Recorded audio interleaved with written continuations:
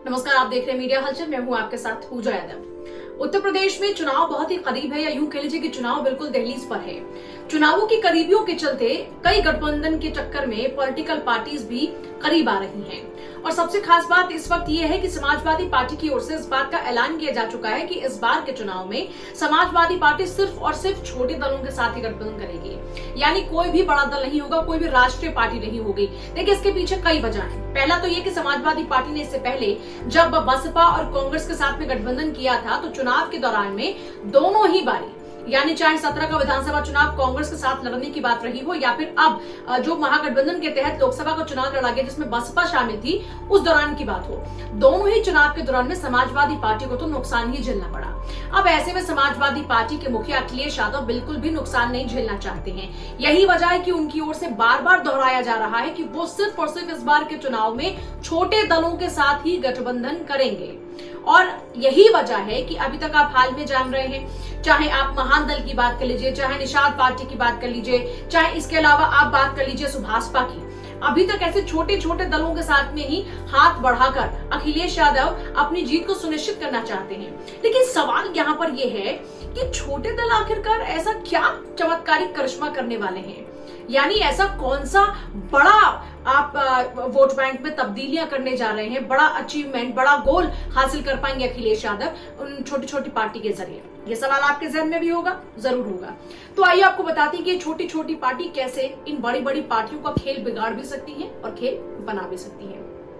आप बखूबी जानते हैं कि उत्तर प्रदेश में जातिगत आधार पर वोट बैंक बहुत मायने रखता है, यानी कि जब बारी वोट बैंक की आती है तो जातियां बहुत मैटर करती हैं, और इस बात को अखिलेश यादव बहुत बखूबी समझ रहे हैं। सबसे खास बात यह है कि इस बात को तो हर पॉलिटिकल पार्टी समझती है, तभी तो उत्तर प्रदेश में आप हाथरस कांड को देख लीजिए, आप लखीमपुर खीरी प्रकरण देख लीजिए, जब जब इस तरह के मुद्दे आते हैं उस दौरान में सबसे ज्यादा फोकस किस बात को किया जाता है? जाति को। हाथरस कांड के दौरान में क्या हुआ था?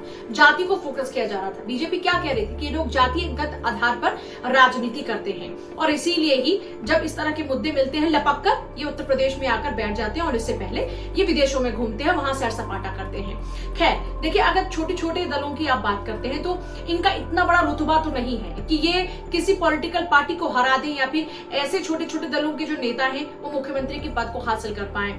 लेकिन मंत्री पद की जो आकांक्षा है वो उनके दिलों में बहुत ज्यादा होती है, और ऐसा ही देखा भी गया उत्तर प्रदेश में अब तक। आप बखूबी जानते हैं, आप अपना दल को ले लीजिए, वहां पर आप देख रहे हैं कि किस तरीके से मंत्रालय मिला बीजेपी के साथ जाने की वजह से। इसी तरीके से अब आप मौजूदा अगर परिस्थितियों की बात करते हैं तो आप यहाँ पर भी एक चीज को बहुत ध्यान से देखिए। जो छोटे दल होते हैं आमतौर पर इनका अपना एक रुतबा इनके अपने इलाके में होता है, या फिर वहां पर होता है जहां पर इनका जो अपना वर्चस्व है इनकी जाति के आधार पर, यानी जहां पर इनकी जाति है वहां पर इनका वर्चस्व। सुभाषपा की इसी तरीके से बात करते हैं तो आप जानते हैं कि पूर्वांचल में और इसके अलावा उत्तर प्रदेश के और कई इलाकों में जो केंद्र में बसते हैं वहां पर इनका अपना अच्छा खासा प्रभाव है। इसी तरीके से आप महान दल की बात करते हैं तो आप चाहे शाक्य सैनी की बात कीजिए, तो ये जो जातियां हैं इनका अपना वर्चस्व है। लेकिन 10% वोट बैंक है इन जातियों का, यानी महान दल के पास में लगभग 10% वोट बैंक है जिन जातियों के आधार पर वो राजनीति करते हैं। इसी तरीके से सुभाषपा की बात करते हैं तो राजभर जो है वो 2% है, लेकिन कुल मिलाकर ये 12% हो गया। अब आप सोचिए कि 12% जातियां जाहिर सी बात है उत्तर प्रदेश के नतीजों को प्रभावित कर सकती हैं। ऐसे में अखिलेश यादव भी अपना गणित फिलहाल सेटल करे हुए बैठे, और उनकी तरफ से अब ऐसा मौका नहीं दिया जाएगा बीजेपी को कि वो जो छोटे छोटे दल हैं उनके जरिए उनको नुकसान पहुंचा पाए, या फिर जो जातियों के जरिए नुकसान पहुंचा पाए। इसलिए हर सीट का अपना गणित लगाकर बैठे हुए हैं। आप देखिए, अगर आप पश्चिमी उत्तर प्रदेश की बात करते हैं तो यहाँ पर जिस तरीके से लगातार आरएलडी को पूरा फोकस अखिलेश यादव कर रहे हैं, इसी तरीके से आप अब बात करते हैं तो देखिए ये जो जातियां हैं लगभग 10 से 12 या 15 लगभग सीटें हैं जिनको ये जो दल हैं उनके जरिए प्रभावित किया जा सकता है। तो ऐसे में जब 10-15 सीटें बात जब जीत की हो रही हो तो बहुत ज्यादा मैटर करती हैं। अब इनके सहारे जाहिर सी बात है अखिलेश यादव चाहते हैं कि जीत उनकी सुनिश्चित हो, यानी अगर ये पॉलिटिकल पार्टीज उनसे अलग रहती है तो जाहिर सी बात है इसका नुकसान भुगतना पड़ेगा। एक उनका अपना जो MY फैक्टर है अखिलेश यादव का, वो MY फैक्टर तो है ही है।